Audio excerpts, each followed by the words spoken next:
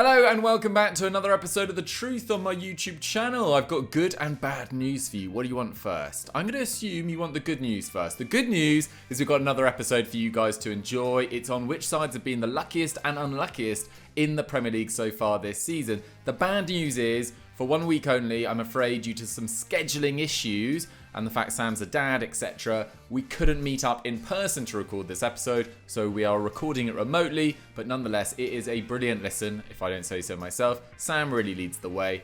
Enjoy the episode.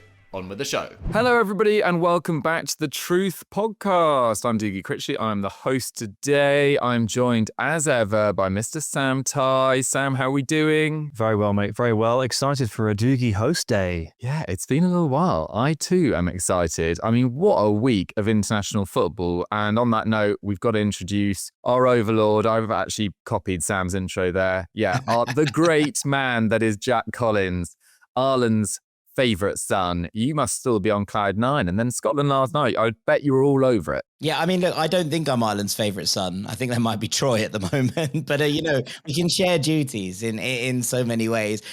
What a break. I love international football, right? Like, it's always been a thing that I've really kind of had a thing for. And I wonder if that comes from supporting a nation where it doesn't come easy qualifying for World Cups, for European Championships, the kind of drama and the intrigue and the jeopardy of having these international breaks and the qualification process actually meaning something. But I mean, I don't think anyone can sit there and genuinely talk about this international break and not be falling in love with the stories, whether that be Troy Parrott and Ireland, whether that be Kenny McLean scoring from the halfway line for Scotland to seal it, whether that be Curaçao, whether that be all the chaos that went down in CONCACAF. It has been an incredible international break. And I am very, very pleased that it's been so. Oh, I mean, it just has been epic. And yet here, the English media are focusing on whether Jude Bellingham is right for England. What? We're just missing the point, aren't we, Sam? A bit. Yeah, a bit. I mean, I have enjoyed, as you know, as I often tell you, I don't load the Twitter app up anymore, or very rarely do I, but I did have a little brief scout around yesterday and saw a big argument brewing between one of my favourite broadcasters, George Ellick, and Daily Mail correspondent Craig Hope about whether or not Jude Bellingham should be a story. And it arguing about whether it should be a story has become the new story. It's not about the story. It's about whether the story is a story. And then so I've got lost even further down the rabbit hole of forgetting to talk about football once again. And as Jack has so rightly pointed out, there have been so many heartwarming, glowing, positive stories over the last 3 or 4 days. I mean, I didn't watch England in this break. That's not where the stories were. And yeah, it's cool that we ended the qualification without conceding a goal. But again, I wasn't really that fussed about that. I was gasping at the TV at what was happening in the Scotland game. And Jack sent me a bunch of messages laughing at me because I'm famously not a big fan of Kenny McLean. I've never felt like he was a particularly good footballer and have not made that a particular secret. But he did just score from the halfway line to get his team to the World Cup. So I'll give him that one. Good job, Kenny. Although technically it was Kieran Tierney that obviously scored the winner. Oh, that was phenomenal as well. And for Scott McTominay's goal to not be a footnote of the night, but to kind of not be given maybe the moment it deserved to be given, just on the kind of bedlam that happened at the end and the quality of goals at the end as well. What an 18 months Scott McTominay has had. Like, literally everything he is touching at the moment just turns to gold, and it's phenomenal to see. But let's get into this podcast. And Sam, it was you that was suggesting this topic because it's an area that you've written an article about in your work for ESPN. If people don't know, Sam started a new job in the summer writing for ESPN. And why was this something that you were interested in covering? I imagine across your last decade or so in football media, luck is something you've probably talked about a fair amount. Yeah, lazy Sam Tighe, just writing an article and then deciding to turn it into a podcast. Doesn't want to do two sets of work, does he? No, it's look, I think this is perfect because it's a topic that I find very interesting. I've done a lot of research into. I've written something about it, but the podcast medium gives you, one, the opportunity to talk about it in much more depth, and two, roll those ideas around and speak to two other people about it and see what they think. And one of you two might turn around and say, Sam, everything you've done here is complete rubbish. Luck isn't a factor at all. What are you even doing? We'll see. We'll see what you think about it. But let's summarize it. So I have created what I'm calling informally a luck index, but it's not so scientific as to have a gigantic spreadsheet of pluses and minuses that I'm publishing for everybody. What it is a challenge to a couple of particular tropes that I don't really like in football. The first one is people say your luck evens out over the course of the season. And I don't really agree with that. I don't think that's true. And I think I've seen enough football to realise that that's not true. And he's left ESPN now, but Dale Johnson, he's gone to the BBC, has been writing about VAR for years. And he used to do basically a table of all the teams that have benefited or fallen foul of VAR decisions that were wrong. And by the end of the season, some teams legitimately were about 6 or 7 decisions up.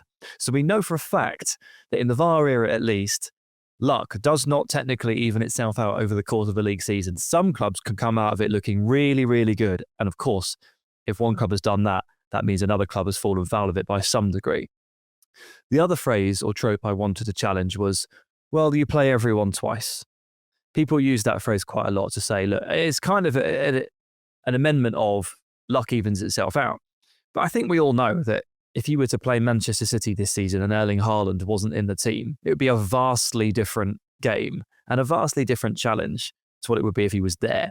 So let's say he misses 5 games this season injured, which isn't inconceivable at some point. Those 5 teams that play them in that stretch have a much greater chance of beating Manchester City. That's quite big. I think that's quite important to realise. I think that's called context, which is what we're all about on this podcast. So I've decided to track it all. That's what I've decided. I'm such a sadomasochist. I've decided to track it all and see what comes out because I'm interested in it. I mean, I think it's a very useful thing to do because I do agree with you. There are a lot of cliches and tropes that get passed around with luck, and on a sort of very basic level, it all evening out across an entire season, I couldn't agree with you more.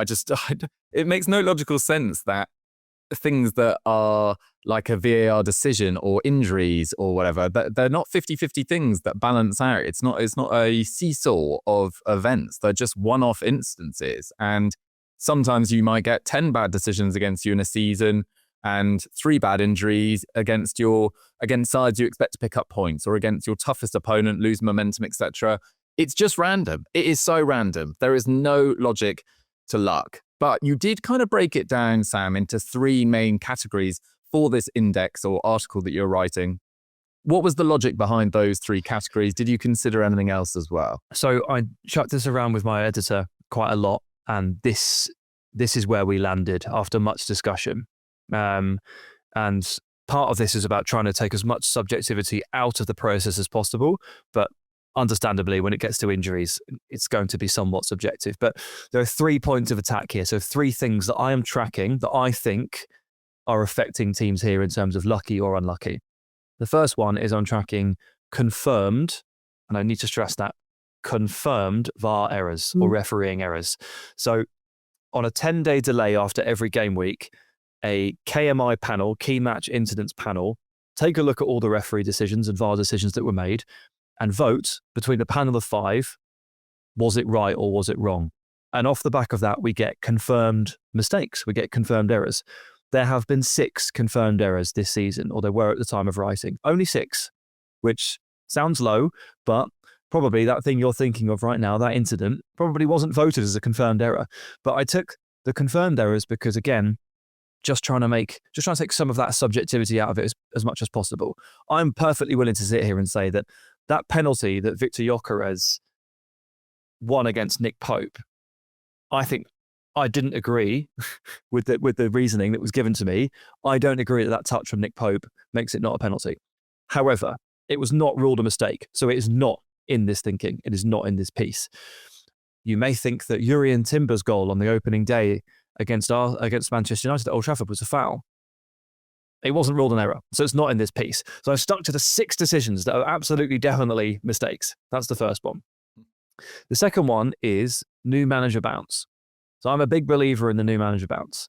And I think that if you are the team that has to play the first game against the new man, when all the players are motivated to try and impress the new guy, they've got a fresh wind, they've got new energy, I think you're the unlucky ones. I think You're the unfortunate ones in the schedule, and you've come across them at just the wrong time. If you'd played them 1 week earlier, you probably would have won. But now it's anyone's guess. So that's the second bit.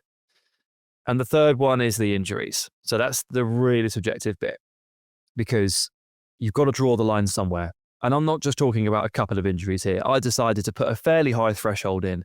I'm looking at multiple key players. So let's give you an example. Well, if Erling Haaland's out, that's one for sure, because he scores 900% of their goals. But like, let's say Arsenal were lacking Saka and Odegaard. That's a big one for me. That's enough. That qualifies.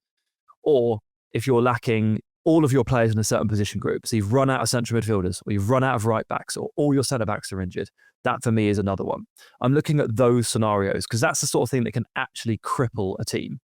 So those are my three things: new manager bounce, serious injury problems to key players or position groups, and confirmed VAR errors.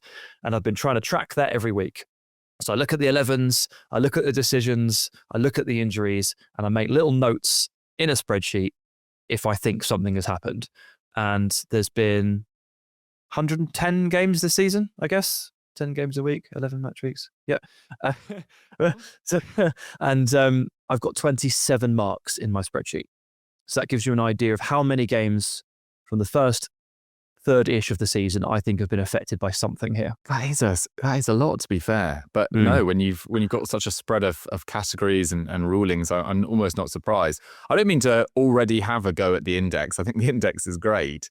But I do think injuries and confirmed VAR errors, in my mind at least, and I'll be interested to hear Jack's thoughts on this, potentially just right now as well, feel like bigger factors than new manager bounce for me, just because I think whilst motivation clearly goes up when a new manager arrives, there's also a lot of new tactical ideas to take in. It's not a guarantee, I think, of necessarily a vastly improved performance. I don't know whether Jack agrees with that.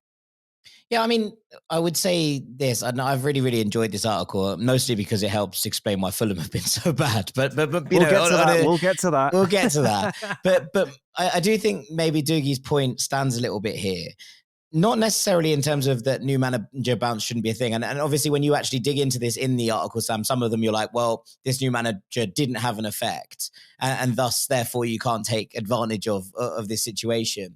And I think that like it's another one where context should probably be key, right? Like Forest appointing Sean Dyche ahead of their game against Bournemouth, you know, should give them a lift. But also, if you actually think about it, he came in, he had 1 day, I think, before the game against Porto, and then 1 day between them to get on the training field. So almost you'd look at that as a shift of manager and a negative, which you have done. But also, you maybe point in terms of if you're using new manager bounce, I'd be intrigued as to whether later on in the season, and maybe this is only something that could be applied in hindsight as opposed to something you could kind of do as a rolling scale.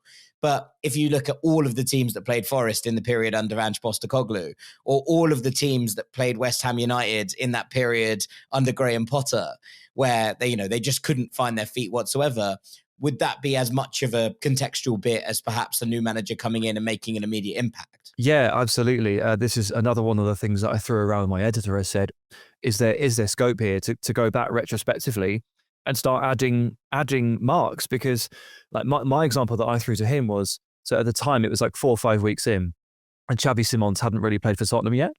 And I turned around to him and I said, let's just use Xavi Simons as an example. It's ironic that I'm using him as the example here and you will giggle. But I was like, let's say that Xavi Simons takes to the Premier League like a duck to water, and he is unbelievable. He's unbelievable, and he gets two goals or assists every game, and he leads Tottenham up the table. Do we go back and say, oh, everyone that played Tottenham before Xavi Simons was fit and ready to start got lucky? And my editor thought about it and said, yeah, I think so. Now, hasn't really happened for Simons, so don't worry about that example. But retrospective grading, which is effectively what, Jack, you're kind of hinting at there with Potter and what might transpire for West Ham for the rest of the season. It's on the agenda. It's on the table. I've done this first edition after 11 weeks of the season. I'm going to revisit it after about 22. And if we learn an awful lot and apply some context and I need to change a few things, that will happen. And just with regard to you sort of intimated that 2 things feel about level, but 1 feels like less powerful. I haven't produced like a spreadsheet where you can all look at it and go, well, Team X are 7.5 points up. I haven't got a point system. I've tried to make it a little bit less scientific in terms of presenting it, and just trying to tell people like, well, actually, these are the luckier teams and these are the unluckier teams. I don't have a 1 to 20. It's not quantified in that fashion because genuinely it's too difficult. One of the reasons is you've just mentioned it. How do you grade or value a new manager bounce misfortune versus an injury versus a confirmed VAR decision? It opens a whole can of worms. So I'm not going to turn around to you and give you a scoring system or a table, but what we can do is talk about which teams have benefited and which teams have not, and sort of talk about it in a more normal way, I guess. Yeah, that seems completely fair enough, and I do appreciate the kind of subjectivity that comes into it. I mean, Florian Wirtz might be another one as well. If he starts to settle, pre-Florian Wirtz, Bundesliga Florian Wirtz levels and post could be a big factor in the season. Let's see. I mean, Liverpool fans will certainly be hoping so.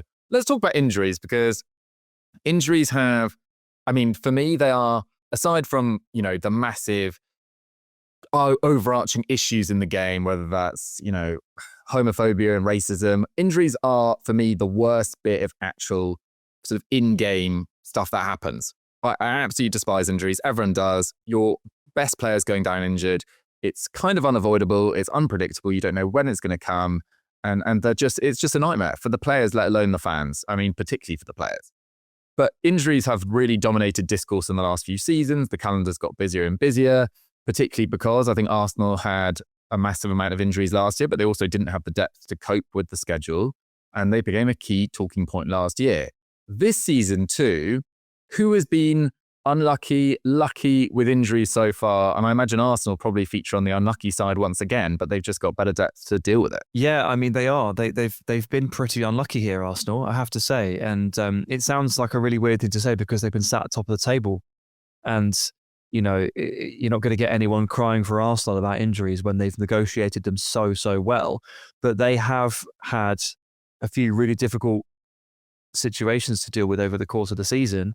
And like it or not, like wherever they are on the table or not, and whether they won those games or not, they've had to overcome some odds. So, I mean, they played their first big game of the season at Anfield, and that is this. See, this is it. This is like the context I'm trying to apply here, because Liverpool didn't win at Anfield and they didn't beat Manchester City a couple of weeks later at home. If they play these two games again later in the season and they don't beat Liverpool at home and they don't win at the Etihad, people will trot out the line, Arteta didn't beat these two teams in 4 attempts. They didn't win the big games against the title challenges. Of course, by that time, everyone will have forgotten that at Anfield, no Odegaard, no Saka, and Saliba limped off after 5 minutes. And they only lost to a Szoboszlai world-class free kick. Now, you can argue all you want about how attacking Arteta should be, but in a big game between 2 title challenges, you want your best players available, and Arsenal were without 3 of their best 4? Or maybe even outright 3 best players, because Saliba is that good, or Declan Rice might have an argument with someone about that. Okay, let's just call it 3 of the top 5. They didn't have them. This is unfortunate to have to go to Anfield and not have Saka and Odegaard and have Saliba limp off after 5 minutes. This is the kind of thing that the kind of context I'm trying to apply. And then they played City a few weeks later and there was no Saka and there was no Odegaard. Saliba was there. Now, actually, it was Saliba and Odegaard were missing and Saka only played 45 or whatever it was. It was a combination of. And then, I mean, look, not to discredit anything, Dougie, because you actually tried to tell me last week that you won this game, but you didn't. You drew it 2-2. But they went to Sunderland without any strikers. You don't want to do that. I'll tell you that for free. It's not just no strikers. It's all 3 strikers are injured. We know that Gabriel Jesus is out. Kai Havertz is out. Victor Gyökeres is out. Marino is a fine stand-in. But if you employ 3 strikers and they're all injured, that's quite unlucky. And Gyökeres never gets injured. So it's these kind of moments here where you're like, Arsenal have had to deal with a bit of a rough ride here. So it sort of makes what they've done look all the more impressive. Of course, there's another club here from London that have also had a rough ride, but not overcome it whatsoever, and that is Fulham. Jack, activate your camera.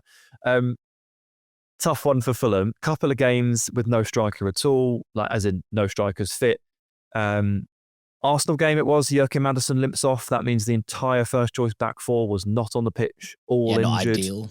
and no Sasha Lukic either. He was injured too. There've been some really rough games for Fulham in terms of either whole position groups being out or just a general malaise of injuries, which has generated a lot of sympathy from me. Yeah, I mean, I think you can point to a couple in particular. Now, I don't know where context comes into this in a slightly different sense, in that I don't think we beat or get a point against Arsenal, no matter if the entire team is there, right? Like, I don't think the Fulham's level comes up enough where I think Arsenal had gears to go through. So that's where, context is difficult to apply. I think you look maybe more at like something like the Villa game, obviously, where Raul Jimenez scores after 5 minutes or whatever it is, and then limps off, having injured himself in the process. Muniz is out, and Adama Traore plays the entire game through the middle as the number 9. That, for me, is the one that you look at and say, that's a period, and in the context of it, that's a period where Villa are going through their own little slide. And look, Fulham never win at Villa Park, as we've alluded to before. It's in the rules. It's in the rules.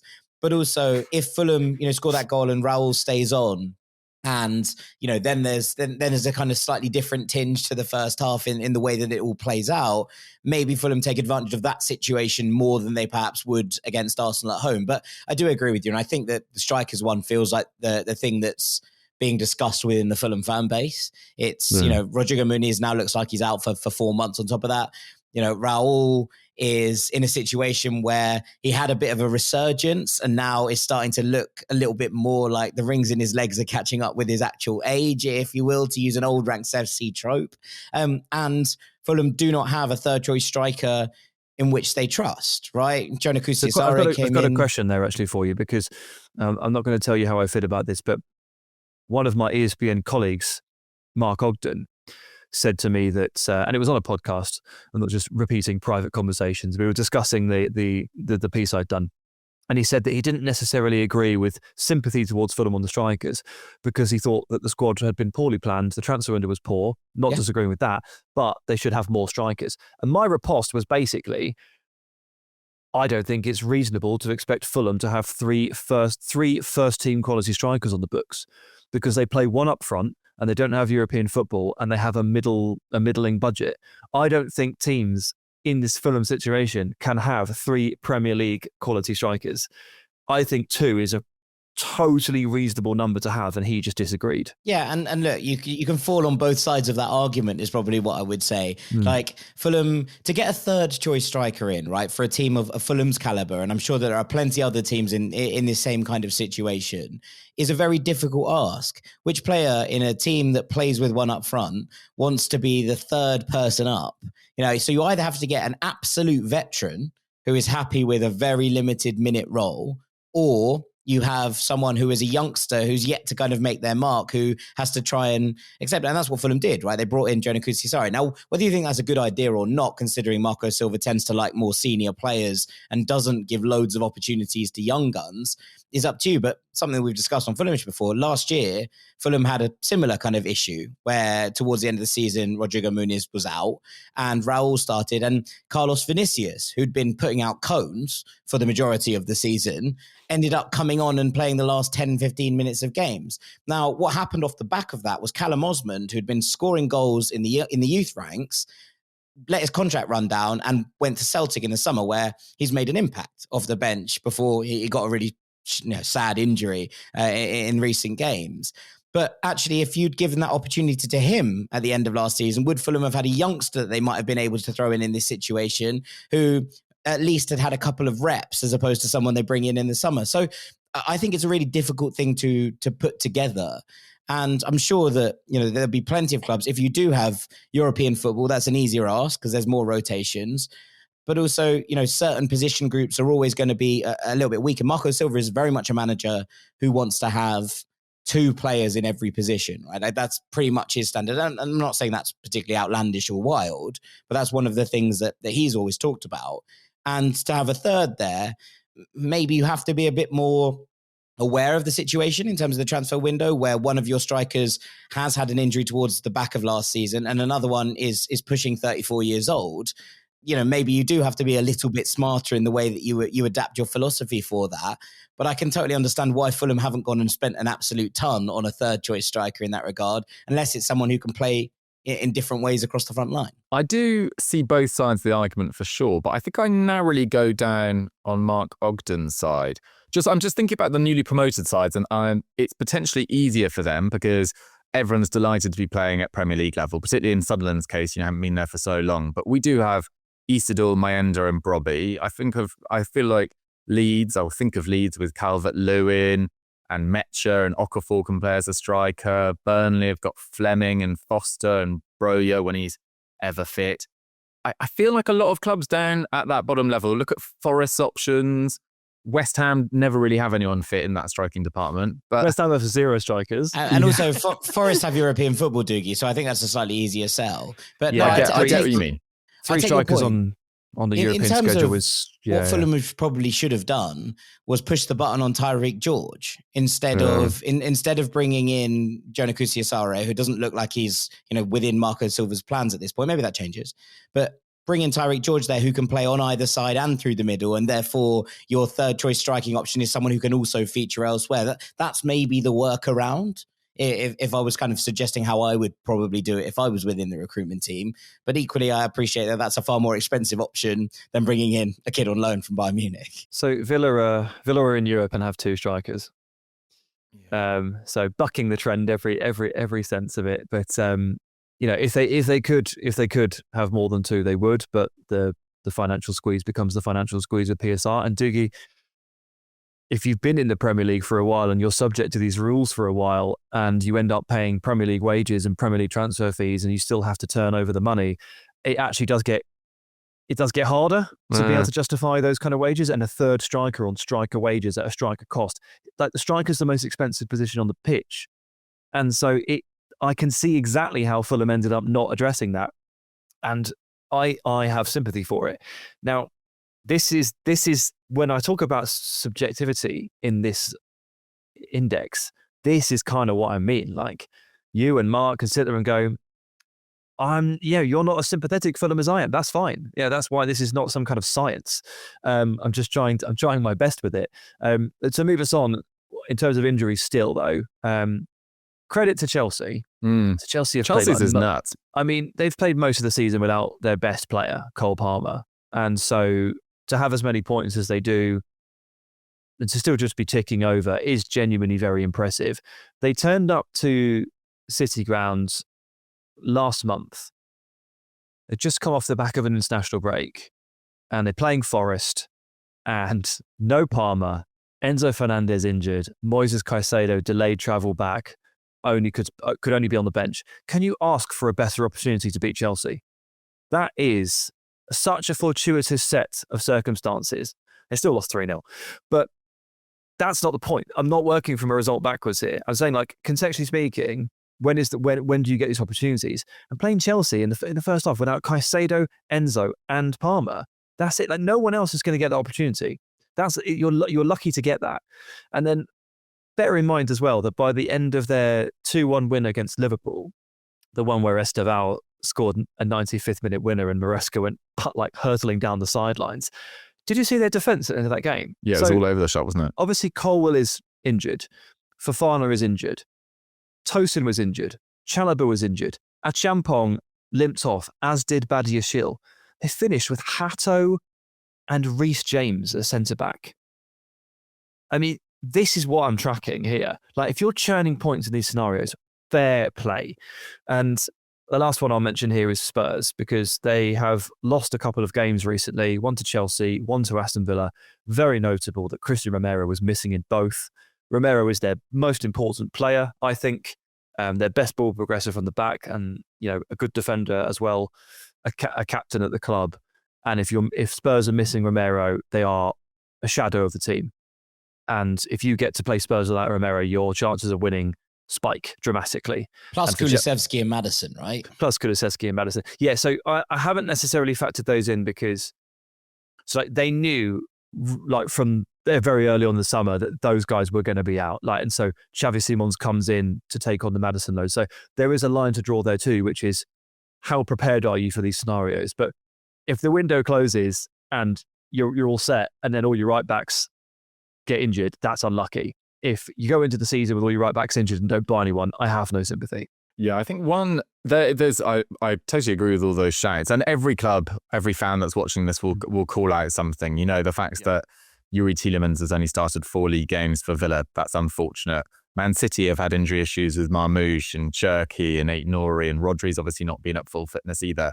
A club that I'd actually probably give, not in terms of quantity of injuries, but just kind of contextually how important that injury was. Johan Visser getting injured as soon as he joined Newcastle to try and replace the impact of Alexander Isak. And Nick Voltemada's performances for club and country this season, absolutely amazing. I think given the pressure he's been under, especially with Karl-Heinz Rummenigge calling out that signing, etc., he was under immense pressure. But just because he's delivered doesn't mean that Newcastle haven't been handed a really difficult scenario by one of their 2 replacements not being able to make their debut yet. So there I am, giving some sympathy to Newcastle. And I've got a mark in the spreadsheet here as well. Game week 10. Newcastle went to West Ham and they lost. They had no Livramento, no Lewis Hall, and no Kieran Trippier. Their fullbacks were Emil Kraft and Dan Burn. That is worth a mark in my spreadsheet. Like, that's just, they've got no fullbacks, Dougie, you know? So again, adding that context, like, that was a disastrous result. To go to the London Stadium, to go 1-0 up and to go and lose 3-1 was borderline embarrassing. And while no one really wants to hear it, except Newcastle fans, they had no fullbacks. Like, it's hard to play without any fullbacks. So this is what I'm trying to achieve. Absolutely. Same goes kind of a little bit of sympathy towards Liverpool, given the fact that they signed a raft of new signings and players like Jeremy Frimpong. Whether he'd be useful or the right fit for this system is up for debate, but he's barely got going. Do you have any sympathy for Liverpool with Alexander Isak? Probably not, because he threw his toys out the pram. He didn't do pre-season training, etc. But that's still, you know, their big summer signing along with Florian Wirtz that hasn't really managed to get going due to injury as well. So that's a double-sided conversation, really. In short, let's break the 11 games into two halves. First half of the season, second half of the season. First half of the season, Liverpool actually got really fortunate with injuries. And it happens to coincide with the fact that they won their first 5 games while everybody was saying they're not very good. They played Bournemouth on the opening night, and Bournemouth didn't have a fit midfield. Now, whether you want to factor in the fact that they changed their whole back line is up to you. I didn't, because half of those decisions were their choice. You know, they decided to sell Zabarnyi. They decided to sell Kirkes. They weren't forced to do it. So a part of that reloading process was on them. But when they turned up with Marcus Tavernier in central midfield, I was like, wow, you really have run out of players. They just didn't have anyone fit. So Bournemouth, that was a nice time to catch Bournemouth on the opening night for sure. And they've had a couple of others of that ilk. You know, they managed to play Chelsea without Palmer. What was the next one? They had... Some people do call it Palmer FC. They do. And they played Arsenal, of course, without Saka, Odegaard and Saliba. So in those first 5 fixtures, where they racked up a lot of points, they got the rub of the green in terms of opponents' injuries. Then the cards started to fall a little bit out of their favour, and we all know that when Gravenberch isn't fit, they can't play properly. And we all know that even when he is playing, Alisson is still required to do a lot of bailing out. And those 2 have been injured. And so Liverpool's luck, I guess, has started to turn against them a little bit in that sense. So first half of the season, nice. Second half, not so nice. Let's get on to the other categories as well in this index. And maybe we'll finish with the confirmed VAR errors and just get everyone really angry to finish. Let's go on to managerial changes, which is the kind of category that I put less importance to, but I'm intrigued about your findings in this category too. Yeah, sure. So there have been 4 managerial changes. Well, at the time of writing, there have been 4 managerial changes. There's been a 5th, obviously. Wolves have decided to change their manager, and we don't know how that goes. It's going to be another wonderful test for the new manager bounce theory to see if Wolves can get some points in Rob Edwards' first game. But Forest are responsible for a couple of these. Obviously, they decided to sack Nuno and replace him with Postecoglou. Typically speaking, and this is where I have a small crisis while writing the piece. I'm a big believer in the new manager bounce, but never have I seen a club voluntarily make themselves worse by switching managers. And they did it. And so, actually, Arsenal were quite lucky to face Forest first up, because everybody was just completely and utterly confused. And of course, Forest went to the Emirates and got slapped. Like, of course they did. was a club in absolute disarray. So from that perspective, Arsenal got the rub of the green in terms of timings because they were the first one up against crisis club Forest, all of their own making. And then Bournemouth obviously were the first ones up when Forest made the switch into Sean Dyche later.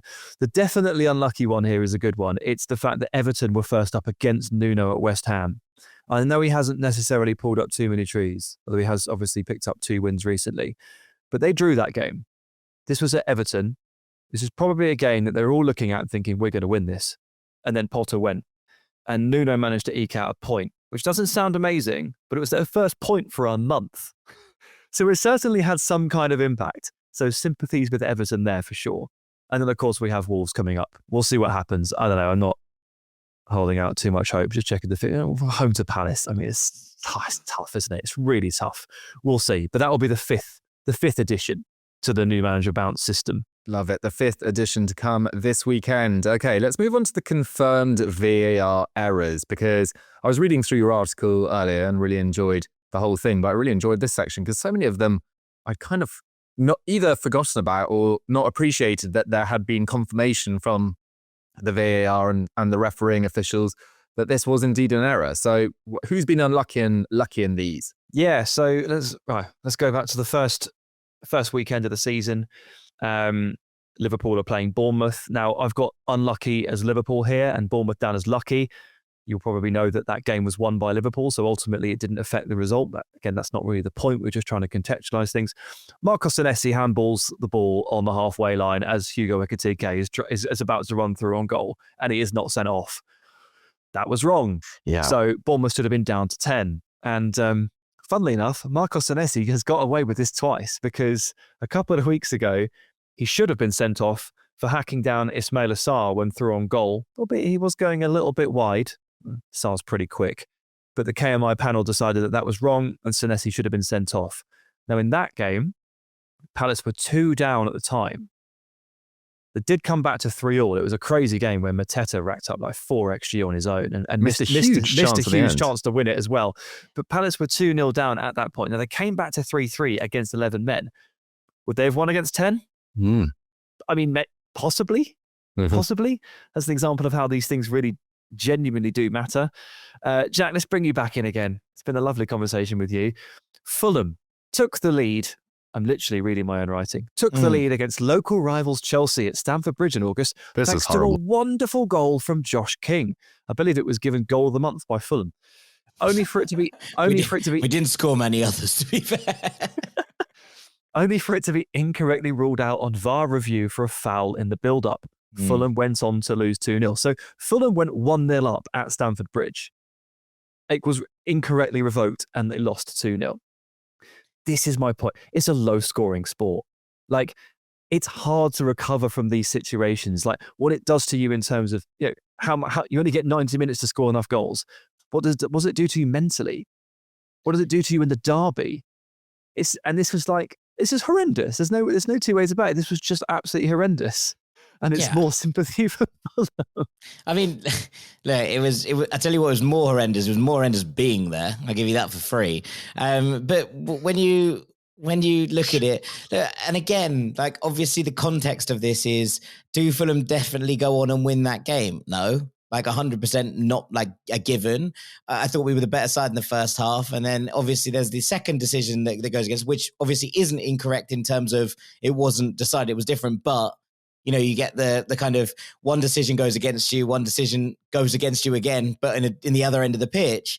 And it kind of all feels like it's spiraling. And for the last half an hour of that game, Fulham looked completely listless. Now, you can put that on Fulham and be like, you can't do that. You can't just lose your heads completely because a couple of decisions go against you. But, the flip side of that is that, from going from complete elation, your kind of boy wonder scoring his first Premier League goal in the derby away at Chelsea, a place that Fulham have, very much struggled, apart from last season on Boxing Day, to get results down the years. Like, obviously, that's a sense of frustration. So we don't know how it impacts the game. There's a long way to go.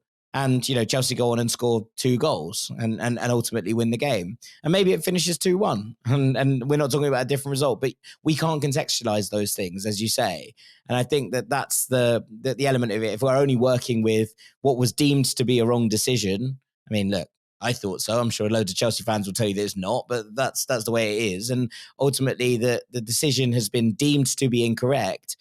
You can't, take that back and be like, oh, we'll split the points. They don't keep you up on VAR decisions that were wrong against you at the end of the season, right? That doesn't get you anything in the league table. So, yeah, obviously a frustrating element, and I don't want to sit here and go back through it all over again, but there is a sense that when games, as you say, games change on goals like that.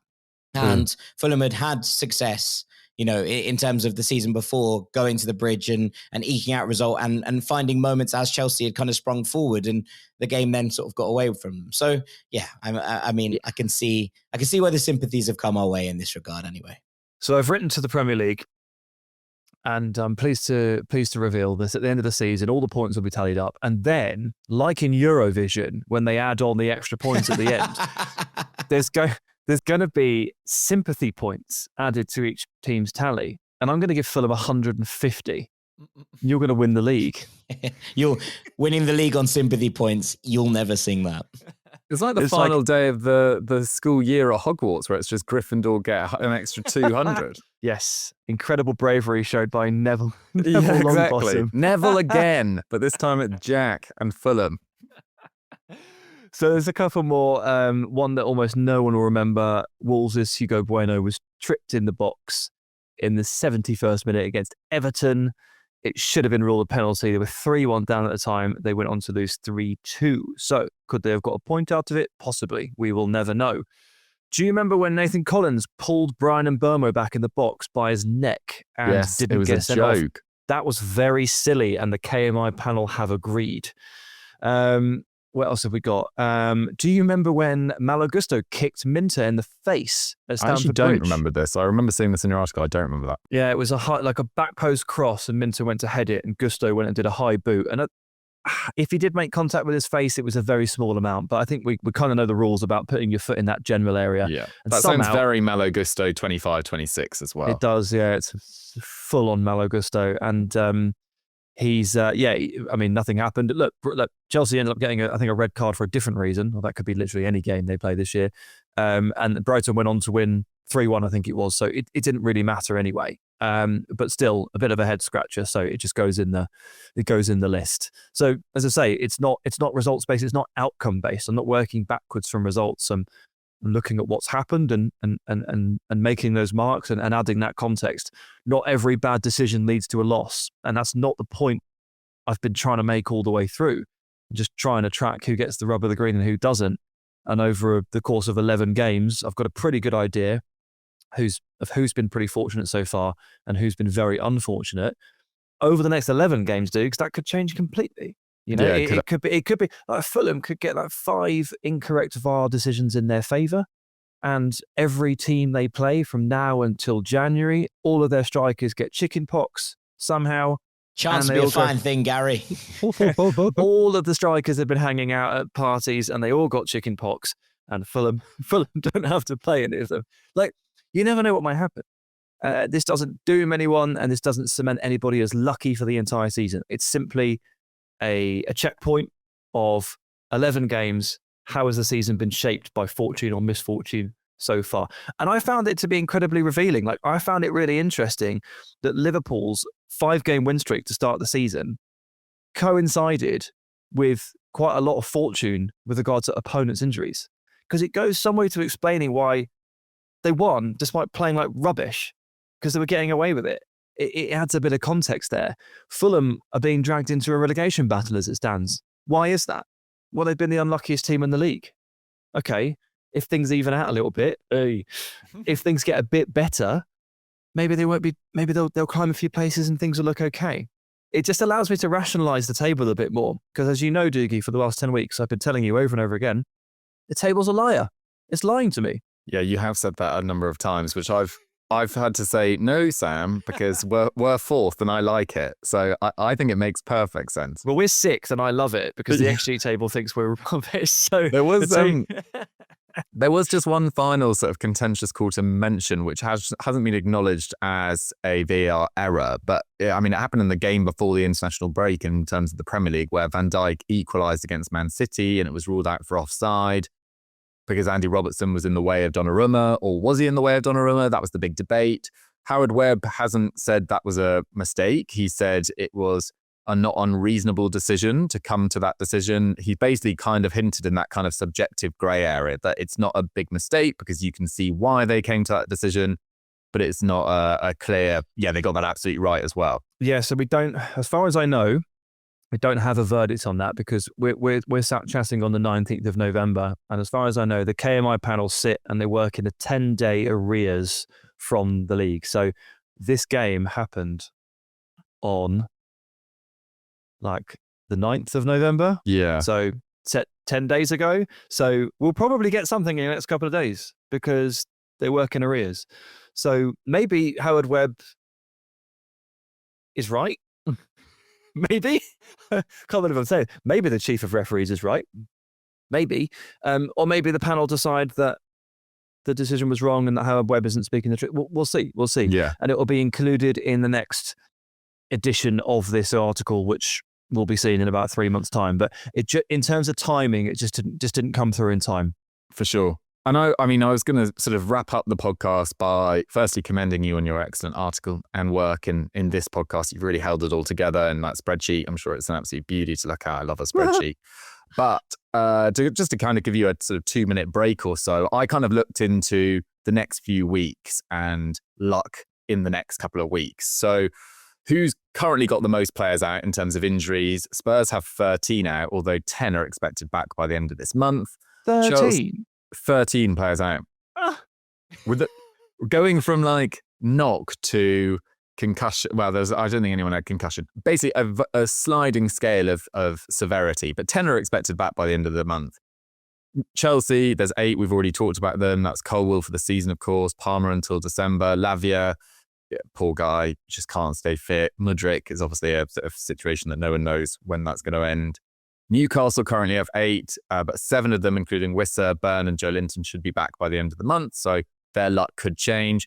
And then I looked into who is facing these teams in the next few weeks, so who's potentially going to take advantage of those sides having a lot of injuries. And Arsenal play Spurs and Chelsea in the next couple of weeks. So whilst they've got this hellish week coming up where they play Spurs, Bayern, Chelsea, in terms of injuries, it's maybe not the worst time for Arsenal to play those sides. And then the teams that have the fewest amount of players out, Everton have only got 2 players out. That's Jared Branthwaite and Nathan Patterson. Patterson is expected back very, very soon. Leeds only have 2 players out. That's Willie Gnonto and Sebastian Bornau as well, who's not really got going since his move in the summer. Man City, only 2. Rodri, who's expected back anytime soon, but he's come back and been subsequently injured a number of times already this season. Kovacic is out till March. So who are the sort of unlucky sides that I looked into facing these sides in the next few weeks? There's Man United in there. There's Newcastle are in there twice, though. Newcastle play Everton and they play Man City. So they are potentially have been quite unlucky in terms of their own injuries. But in the next couple of weeks, they are facing sides that have had, very few injuries, So they're coming up against them at the worst possible moment for Newcastle. So it could spell bad news for their sort of going into the festive period. And then they've got the derby against Sunderland as well, which I didn't manage to get tickets to, guys. I'm still gutted about it. So if anyone is listening to this podcast and has a spare ticket for the Stadium of Light on the 14th of December, please do let me know. Anyone? Hello? Yeah, I'm expecting an immediate response to that. What were you thinking there? Someone like just a random fourth voice was going to crop up and go, yeah, hey, Dougie. I was just so sad about it. I was just reflecting on it. But yeah, no, I don't know why I paused there. But guys, that has been...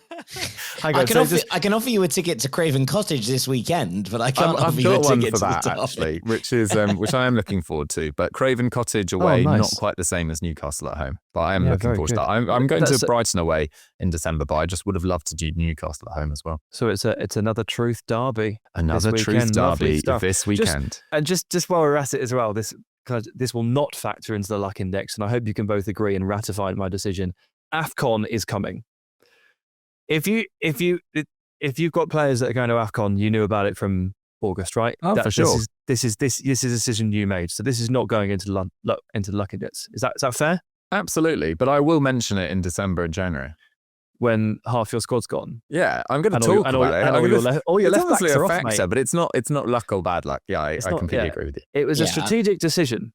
We'll miss our spine of Iwobi and Bassi and Chukwueze, who will obviously all be over there. I mean, Sam, look, maybe you could look into this as a potential addition. How do players coming back from international breaks with absolute heartache from not qualifying for a World Cup affect the next performance that the team comes into? Look, I'm just saying. Dr. Tighe, MD, will be checking everybody's hearts to. Look, in Liverpool's case, maybe AFCON could be a good thing because they've tried playing Salah into form, it hasn't worked. They tried benching him, it hasn't worked. Maybe if he goes and stars at AFCON and comes back, he could find form for the first time this season. This is maybe true. It could be a good thing. Thinking of Dr. Tighe, I could always sling an email to the woman that I accidentally email quite often, Sue Tighe, and see what Sue Tighe makes of that. Is she a doctor? I don't know. She's a doctor in my mind. She doesn't like my emails either way. God, the listeners don't know what you're on about.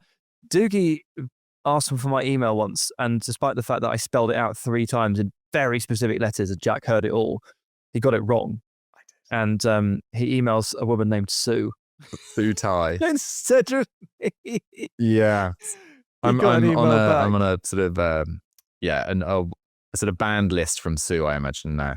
But it hasn't happened for quite a while. But guys, that was the truth for another week. And I think you should all, in the comments on YouTube, and write loads of thank you messages to Sam, because that was really the Sam show after his brilliant work for ESPN.